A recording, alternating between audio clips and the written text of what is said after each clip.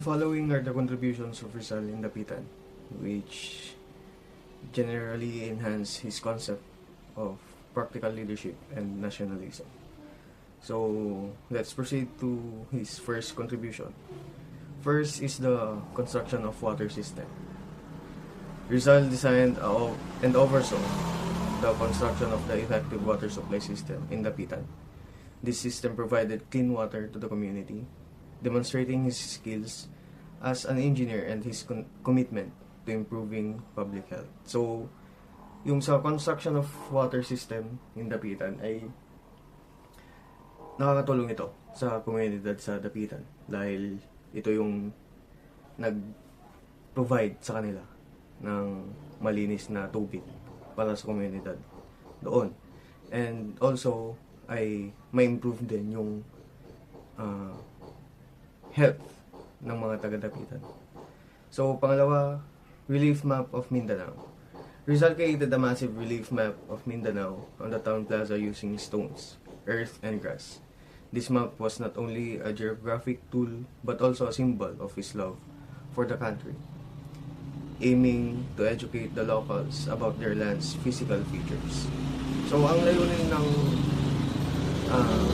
relief map of Mindanao ay mas mapayaman pa o mas ipaalam pa sa komunidad kung ano ba yung meron sa kanila sa mapa na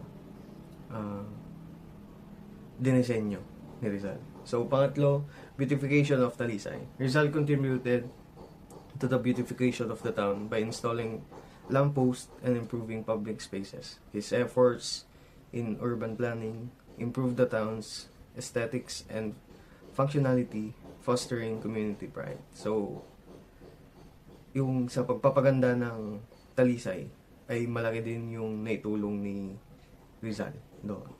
So, number 4, building a school and teaching.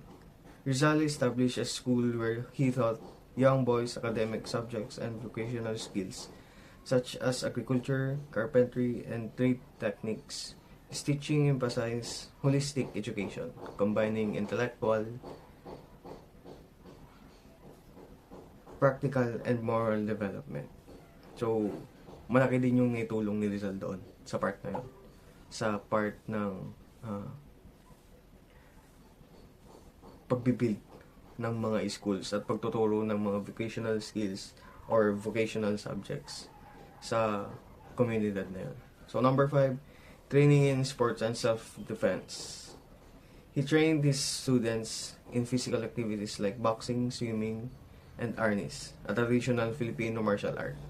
This demonstrated his belief in the importance of physical fitness and discipline as part of a well-rounded education.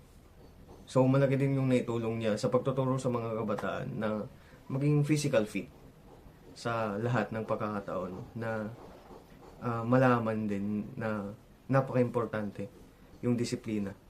Dahil nga, 'di ba, sa sports ay malaki ang matututunan mo sa pagdidisiplina sa iyong sarili. At the same time ay mapapanatili mong physical fit ka dahil nga sa sports na meron ka. 6. Offering free medical services.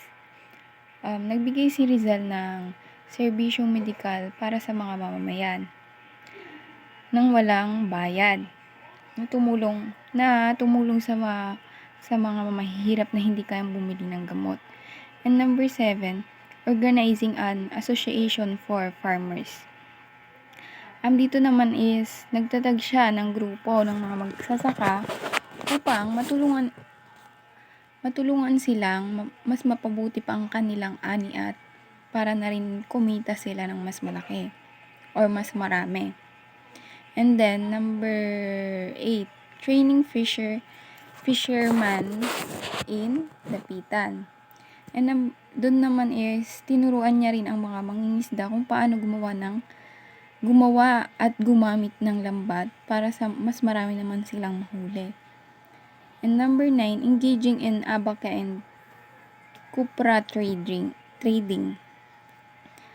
Dito naman is nakilahok si Rizal sa nakilahok siya sa mga lokal na negosyo tulad ng abaka at craft trading upang itaguyod ang ekonomiya ng Dapitan at para na rin magkaroon ng trabaho ang mga tao doon. Yan lang po. Thank you. Historical accounts could attest that Rizal was the first to become a social and environmental engineering. Isa lamang ito sa sinasabi sa resurrection. Sinasabi rin dito sa resurrection na si Rizal ang unang naging rural doctor. Kasi nga, liblibang Dapitan noon is naging doktor siya doon. Hindi nalimitahan sa paggagamot sa mata, ang ginawa niya doon. Sinasabi rin na siya din ang nag-introduce ng first principles or the principles of livelihood in the business or self-reliance program. Sinasabi rin na pinakita niya ang pamamaraan kung paano mapapaunlad ang isang komunidad. At isa rin siyang practitioner ng modern community of his school and himself. Also, he's the first to become a community teacher kanina. Rural doctor, ngayon naman, siya naman yung naging first to become a community teacher. Kasi nga, during his excel in Dapitan, it's not about his excel na laylo lang siya. Hindi, nagpaano siya doon. Tumulong siya sa kapwa, naging mga guro. Doon na rin siya nagtayo ng paaralan. Doon na rin siya sinulat yung isang tula para sa kanyang mga estudyante na Hymn of the Talisay Tree. Next is, some historical accounts could attest that Rizal was the first to become a social and environmental engineering. Sinasabi ito sa resurrection. Next is, sinasabi rin na si Rizal ang kauna-unahang naging rural doctor. Kasi nga, sa liblib na lugar na yun is naggamot siya doon. Next is, siya rin ang kauna-unahang nag-engage ng business. Just like tobacco business doon sa Dapitan in that time. And also, Rizal is considered to be the first to become a community teacher. In a sense that he's not just a doctor there, but also he's a teacher. Nagtuturo siya sa mga kabataan doon. Tignan nyo, grabe ang multitasking ni Rizal sa Dapitan. Isa siyang community leader, isa siyang community doctor, at isa rin siyang community teacher. Next is, Rizal is also the first to introduce the beautification of the community. Papatunayan to sa mga istrukturang pinatayo doon. At also, dahil ang Dapitan ay rich in nature, marami siya doong na-discovering species. At masasabi rin na si Rizal ang kauna-unahang naging doktor na may social conscience.